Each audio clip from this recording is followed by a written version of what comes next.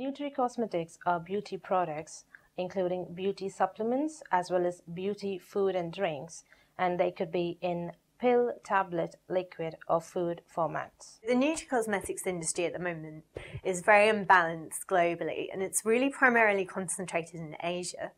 So Japan is by far the biggest nutricosmetics market in the world, and this whole concept of ingestible beauty has been around for a long time there.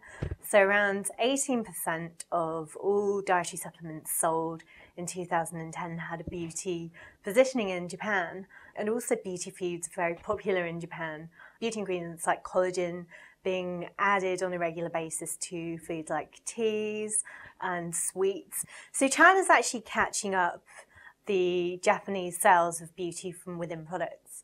And in 2010, its beauty supplement industry was worth around $6 billion.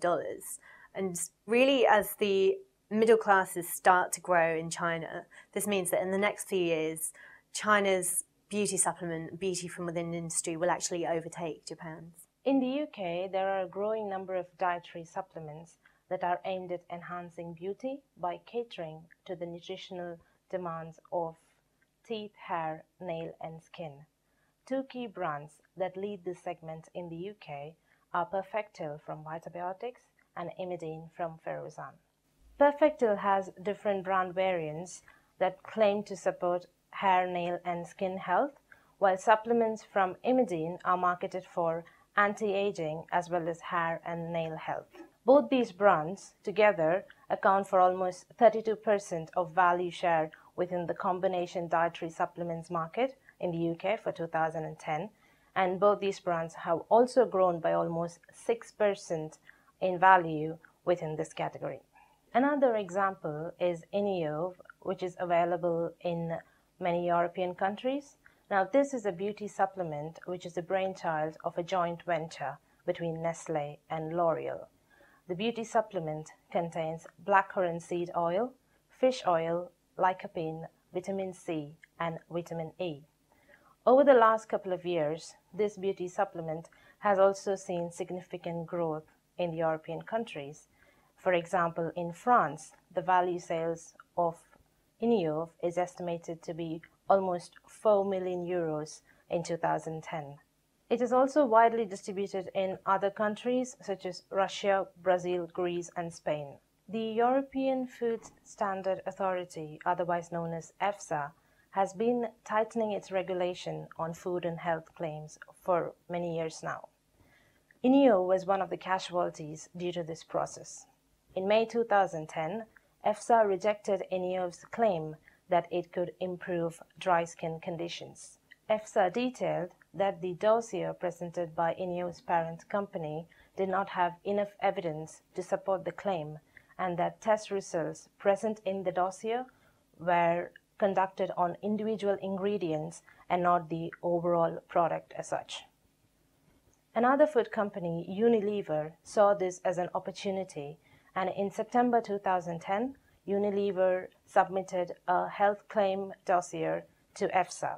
This health claim was also for a beauty supplement, which was similar in formulation to Iniove. If successful, Unilever will have a new beauty supplement approved by EFSA that will claim to reduce wrinkles and fine lines in the skin, and it will be a direct competitor to Iniove. Okay, so this is kind of a major sticking point for the nutricosmetics industry, that it just hasn't taken off at the moment in some of the key Western markets as it could have done. So the US is a really good example. In fact, the US has a supplement industry worth billions of dollars, but in fact, its beauty supplement industry is worth only about 1% of this. And there's been several launches which have failed to take off and failed to set the market alight as some of the manufacturers would have hoped. Something which could change this is a recent launch by Borba, which is a range of beauty supplements and skincare products which has gone on sale at Walgreens. And this is really a kind of store-within-store concept. The key difference is that, in fact, this range is being marketed with sales assistants on hand to educate and explain to consumers what these products do, which is part of the reason why sales possibly haven't taken off as well as they could have done. So consumer education in the West could really be one of the main ways of driving growth and addressing this real imbalance of sales regionally, which the nutricosmetics industry currently has.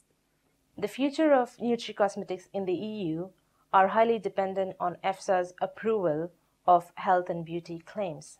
However, there are a number of ingredients linked to this category, such as coenzyme Q10, collagen, lycopene, and aloe vera, which are still awaiting opinions. Companies need to increase investment in R&D to ensure higher success rate of beauty claims approval from EFSA.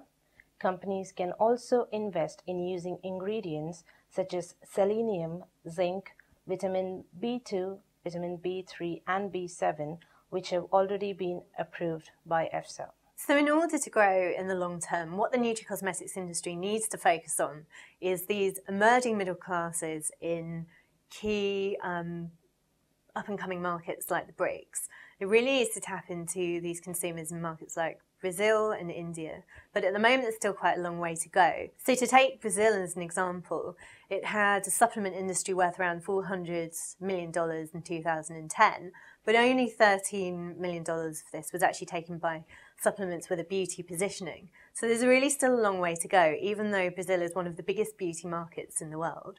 But really what the nutricosmetics industry needs to do is to educate and win over these consumers in key emerging regions to be able to drive forward growth in the long term.